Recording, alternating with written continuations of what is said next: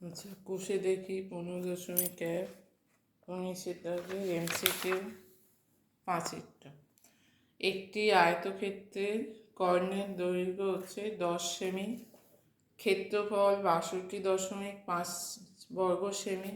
আয়তক্ষেত্রটির দৈর্ঘ্য ও প্রস্থের সমষ্টি কত?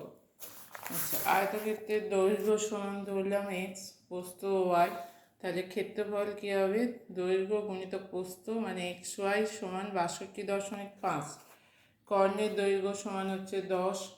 কর্ণের দৈর্ঘ্য মানে √(x² + y² সমান 10। দুদিকে আমি স্কোয়ার করেছি, স্কোয়ার করলে কি হয়? রুটটা উঠে যাবে। x² + y² সমান 100। তাহলে a² + b² ফর্মুলা a+b এর whole square minus 2ab 2xy সমান 100। x + y এর হোল স্কোয়ার মাইনাস 2 গুণিতক 62.5 সমান হচ্ছে 100। x + y এর স্কোয়ার মাইনাস 125 সমান হচ্ছে 100।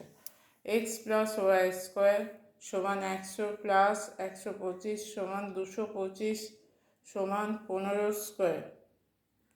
তাহলে হচ্ছে x + y সমান হচ্ছে 15। এক্সটা কি ধরা হয়েছে? দৈর্ঘ্য, আর ওয়াই প্রস্থ। তাহলে x + দৈর্ঘ্য প্লাস প্রস্থ সমান হচ্ছে 15 সেমি। তাহলে দৈর্ঘ্য প্লাস প্রস্থ সমান 15 সেমি।